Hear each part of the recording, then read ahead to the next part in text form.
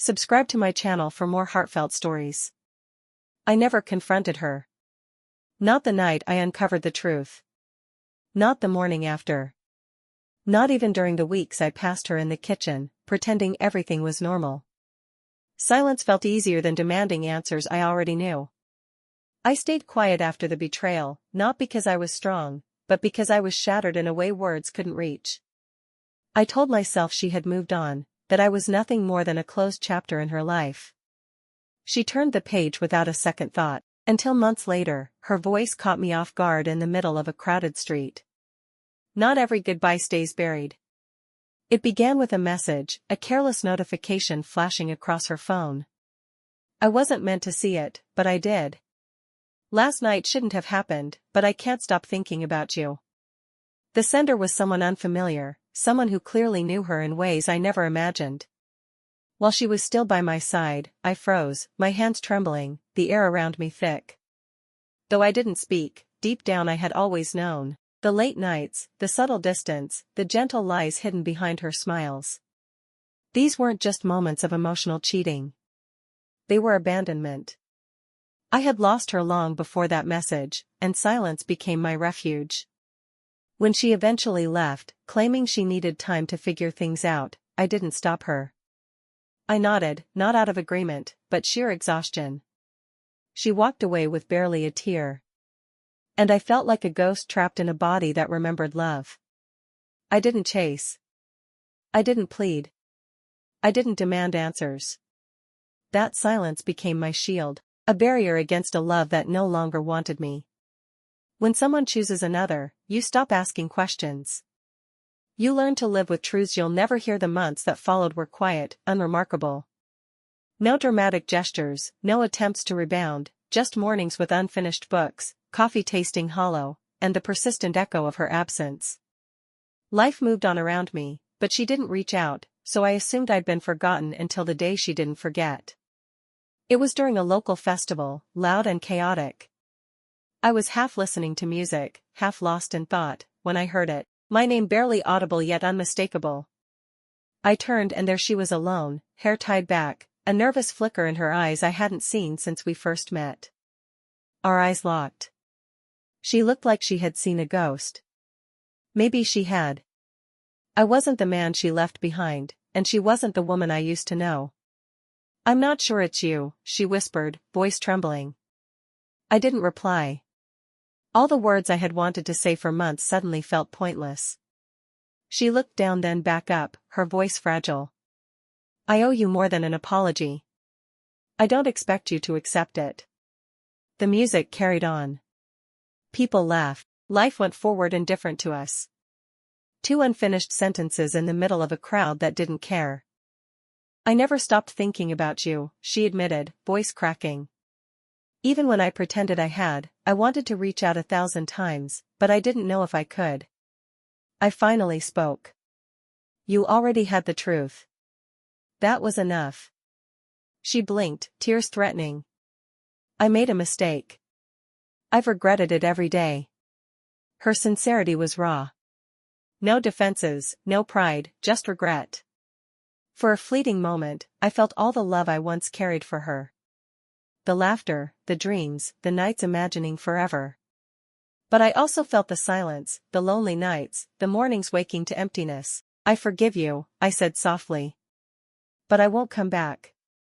Her lips trembled. "I didn't come to ask for that.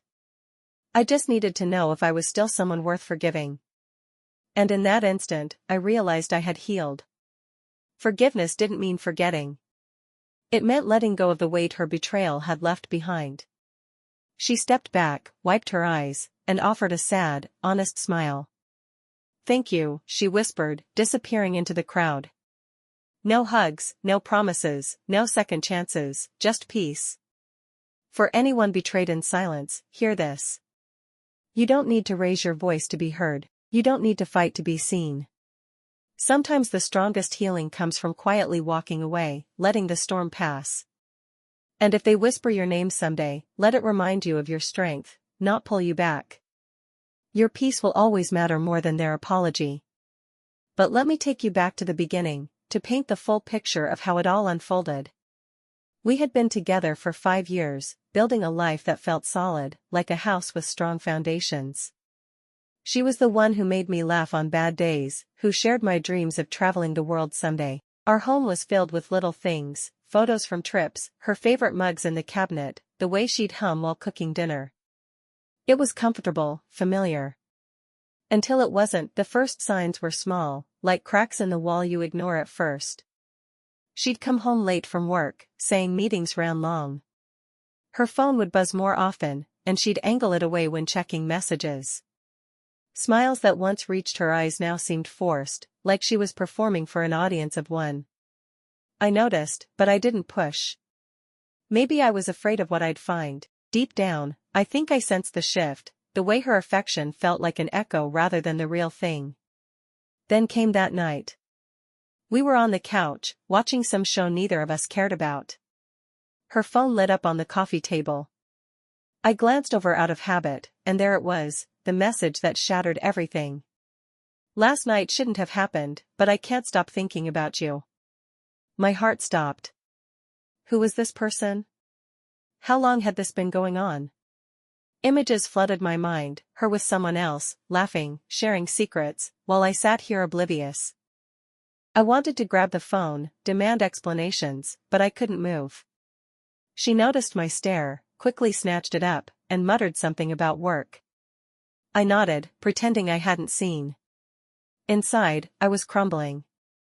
That night, I lay awake, replaying every moment, every late night, every distant glance. It wasn't just one slip-up, it was a pattern, a choice she made over and over. The next morning, she acted normal, kissed my cheek, made breakfast. I played along, stirring my coffee, forcing a smile. Why didn't I say anything? Fear, maybe, of hearing her confirm it, of watching our life unravel in real time. So I chose silence. Days turned to weeks. We'd eat dinner together, talk about trivial things, but the air was heavy with unspoken words. I felt like a stranger in my own home. Eventually, she broke the news. I need some time to figure things out, she said one evening, her bags already packed. No mention of the other person, just vague words about space and self-discovery. I didn't argue. Okay, I replied, my voice flat. She looked surprised, maybe expecting a fight, but I had none left. She left that night, the door clicking shut like the end of a chapter. The house felt empty without her. I threw myself into routines, work, gym, reading books that gathered dust on the shelf. Friends asked if I was okay, and I'd say yes, but the truth was, I was numb. Coffee tasted bitter, songs on the radio hit too close to home. I wondered about her, was she happy now? Did she think of me at all? But I never reached out. Silence was my companion, my way of coping. Life started to heal in small ways. I took up running, explored new hobbies, reconnected with old friends. The pain dulled from a sharp stab to a quiet ache. Then came the festival. The town square was alive with lights, music, food stalls. I went alone, craving the distraction. Amid the crowd, her voice cut through, my name, soft but clear. Turning, I saw her. She looked tired, vulnerable, not the confident woman who'd walked away. We stood there, the world buzzing around us. Her apology poured out, raw and unfiltered. She admitted the regret, the constant thoughts of me. It was everything I once wanted to hear, but now it felt like closure, not a door reopening. Forgiving her lifted a weight I didn't know I carried. As she vanished into the crowd, I felt free. The silence that once protected me now set me loose. Healing isn't always loud, sometimes it's in the quiet spaces where you rebuild yourself. And so, if you're listening and you've been there, betrayed, silent, healing, know that your story matters. Peace comes in its own time, and it's worth every quiet step.